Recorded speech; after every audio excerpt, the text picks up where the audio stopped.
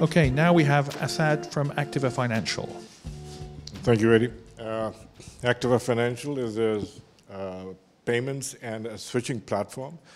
It has a whole bunch of different capabilities, but I'm going to just concentrate on one of the features. The next-gen omni-channel banking feature. Since we're all fintech, everybody I'm sure has a good idea of mobile banking and internet banking. How many of you think that smartphones are, they're becoming a lot smarter and they're becoming a lot more powerful?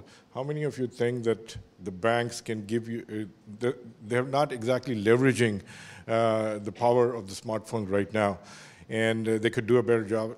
Let me put it this way. How many of you are satisfied with what you have in terms of mobile banking and your internet banking? Can I see some hands? Come on, it's not that heavy.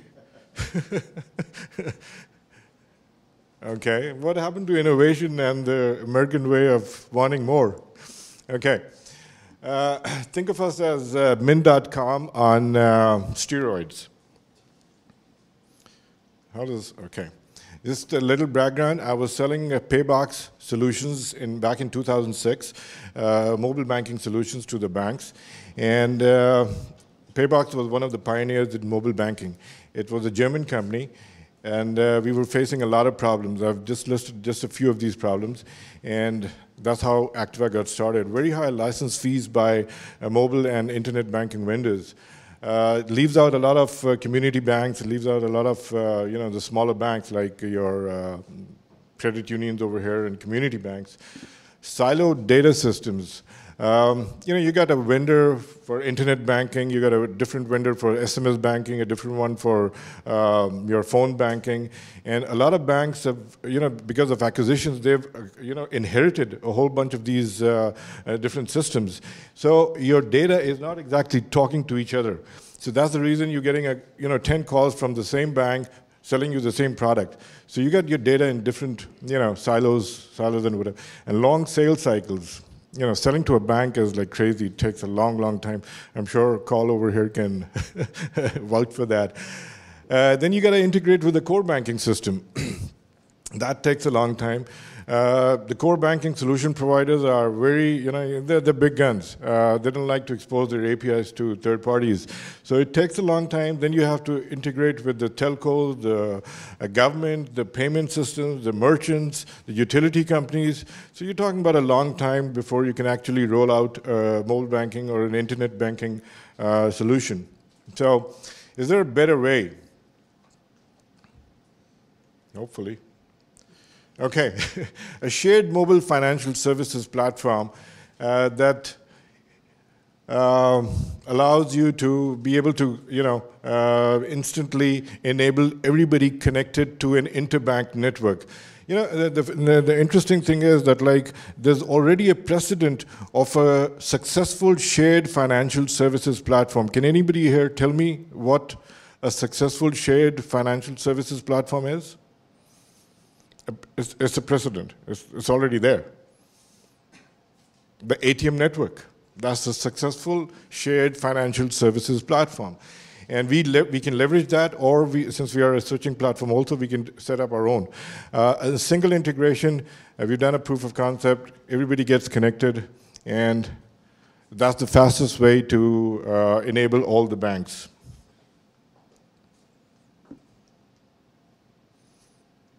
Okay. Let's look at our front ends. I've taken the top 4 banks. You got Chase, First City, whatever, and this is our what our mobile banking platform, front end looks like. You get a new insight every time, and these are some of the internet banking and internet banking visuals and ours. It's exactly the same. We've got apps for iOS, we've got apps for Android, we've got apps for Windows, except for BlackBerry. Whether it's a browser or an app, the interface, the user experience, the interface, everything remains the same. So, you're getting the same thing regardless of what device you use. Welcome to the next generation of banking. You get a seamless journey across all devices. Validated by industry pundits. What we've done is we've integrated personal finance management right where it counts, right at the heart of the banking experience. And as you can see, Accenture, I love this one, $59 billion going to, that was spent on in 2014. And what it holds, PFM, the data that it holds is the key, and the ability to organize it and take action is the holy grail. So we're looking for that holy grail right there. Anyway, let's look at the distinct value proposition of our backend. We got one future-proof system which has all the different ADCs, the alternate delivery channels, coming into one box, whether it's SMS, whether it's USSD, whether it's IVR, phone banking, NFC. Regardless of what channel you have to use, everything comes into one box. We even consider internet banking as just another channel. So everybody gets internet banking for free in our platform. We can support diverse different types of payment scenarios like Bitcoin and whatever. And again, since everything is coming to the same box, all the channels, all the data is coming to the same box, and so you're getting the ultimate analytics, which is again priceless. The market size is huge, it's growing by the day, and so I don't think I need to. I think I'll probably skip on this. Anyway, how are we going to be making money? There are a whole bunch of different ways. Annual subscriptions of negligible amounts. Rather than charge a huge license fees, we can do that. We can spend on a dime, we're small. We can do it on a per-person basis. Transaction fees for check deposits, cross-border remittance. These are the different ways that we can make money. So this is how what the business model would probably look like. Under the hood, okay, single integration, like I said, it enables multiple banks, merchants, and utilities. We can leverage an existing ATM network. We can connect to it. We've done a proof of concept where we can connect with it in less than 17 days and enable all the banks, merchants, and everybody connected. We can give them each one an automatic, everybody gets an automatic white label solution for whether it's the telco, whether it's the agents, whether it's the banks. Everybody gets multi-channel delivery. We got SMS, we got USSD, we got NFC, we got internet banking, we got mobile bank. When I say internet banking, I'm talking about the online, and the same thing on your cell phones also. So everything is there. Localization to any language, we can do that. We can localize to any language in less than 48 hours. I will be able to demonstrate that. Right now, we got it in English, Spanish, and Arabic.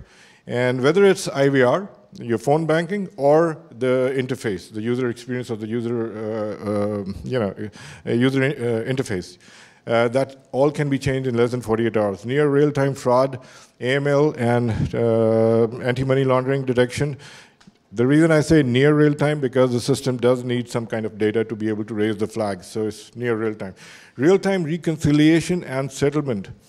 In a single transaction, regardless of how many stakeholders you have, whether it's the telco, the tax authorities, the merchant, the bank, everybody gets paid and settled in a single transaction. We've got our own GL into the system. We do not rely on any third parties. Key differentiators, it's a service, it can be a service as a software as a service. We are on the cloud, or we can integrate with the existing banks also if required. Time to deploy, we've done it in a few days, less than 17 for that matter. We've got a profit center versus cost center business model where we can just charge a very negligible fee. The bank can build on that. Just to give you an example, let's say if you're charging $1 per person per year, the bank can easily do $1.50, or they can sponsor it. They can subsidize that and give it for free. State-of-the-art agent. We've got an unlimited tier agent and stakeholder network management system. Disruptive banking, where we can offer third-party our apps as a third-party solution, and anybody can use those to bank and just connect them, just like Mint or any one of these systems. Connect your account, and you can just start using them with all the personal finance management and all of that stuff. I just forgot one thing. Oh, okay, it's in the next one. Okay, go to market. There are about 13 to 14 virtual banks, internet-only banks without brick and mortar, and we would like to target them simultaneously with the interbank networks, where we would like to leverage the credit unions, like let's say Co-op Financial Services. They've got access to 6,900 banks. First Data, Star, all the ATM networks. Any one of them can be. We'd love to integrate with them, or we can do that ourselves also, because like I said, we are a switching platform. We can for international or global marketing, we would prefer to seek out established system integrators who are already selling, let's say, core banking or banking solutions to the banks, and we would partner with them and leverage them for their local other thing. Anyway, advertising and all of that stuff. I've been in the payments for quite a few years. I've developed some algorithms for the stock market. I've developed some stuff for letters of credit, banking solutions, things like that. We got this Mehdi as a resident genius, certified Mensa grad. He fell on his head. He was an ex-Air Force, and he's still brilliant. So, and everybody, Richard Aarons, he's good, knows everybody. We started experimenting back in 2008, and where, like I said, I was selling paybox solutions to banks, and I was not able to sell a single one because of so many different problems, because of the high fees, the license fees, all of that. Then after the license fees, you got integration fees, and you got customization fees. You got so many different fees. So we thought there had to be a better way. We connected it with, we developed our own middleware and connected that to Paybox, and we had a successful proof of concept. Paybox was acquired by Sybase in 2009, and I was left high and dry without any technology. So that's when Activa was born. Instead of reinventing the wheel, I thought, we'd find, like technology is the easy part. It's the business intelligence, the best practices, the processes that go into the system that matter most. And so we headhunted from 4 different international vendors, and we built our system because these guys knew the technology gaps, what they lacked in their systems. So I gave them a whole bunch of like 30+ developers, and we started development. We launched our alpha in 2011. And our beta won an approval in principle. And then we passed the technology audit in terms of security, in terms of anti-money laundering, in terms of all of these things which are required, compliance. That we passed that, PCI, compliance, PA, DSS, all of that by Bankable Frontiers. It's like one of those big names in banking technology. We integrated with the interbank network, and we enabled 23 banks and close to 300 billers, and including 3 utility companies in less than 17 days. So that was one hell of a proof of concept.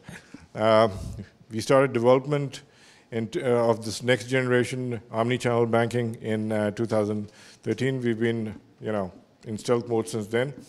And now we've released our system, the next generation of internet banking, and we are ready to rock. So that's the background. Okay, in our space, mobile banking and internet banking, and these are the kind of exits. These are kind of the, what do you call them? Acquisitions in our space. So if anybody has a first cousin or an uncle in Star or anything, please get in touch. I would like to be able to do an exit, a $1 billion exit by the end of the week, because that's how fast we can integrate. This is what I bootstrapped it to about 600,000, and now this is what we need, and we can actually start acquiring customers as soon as possible, because, like I said, the system is ready. Okay. Any questions? Okay. Thanks for the presentation. You mentioned that you guys are ready for customer acquisition as of soon. What would be your perfect reference customer that would open up all the doors and all the credibility for follow-up customers? Well, any bank for that matter. We can do that. We can start with any bank, whether it's a community bank or a credit union or a big bank, does not make any difference. I would love to go into co-op financial services because, like I said, we can enable all of them instantly. Technically, they will be enabled. They don't know about it. So they have to sign on the bottom line and, agree to whatever the terms are, and then we just, turn them on. Okay, any particular name like Bank of the Internet or Cap 1 360 or like what would be your main customer? Yeah, like you're talking about the internet banks, right? The internet-only banks. Well, if that's your main target, yeah. Yeah, why not? I mean, like I said, it's in one of our go-to-market strategies because I think they would probably, because I've seen their mobile apps and I've seen their internet banking apps also. Without being biased, they don't compare. So I think they'd be a good target also. Yeah, but I do need business development people. Like I said, we just got here. I'm looking for business development, not technology, but just business development. Asad, thank you very much. Thank you.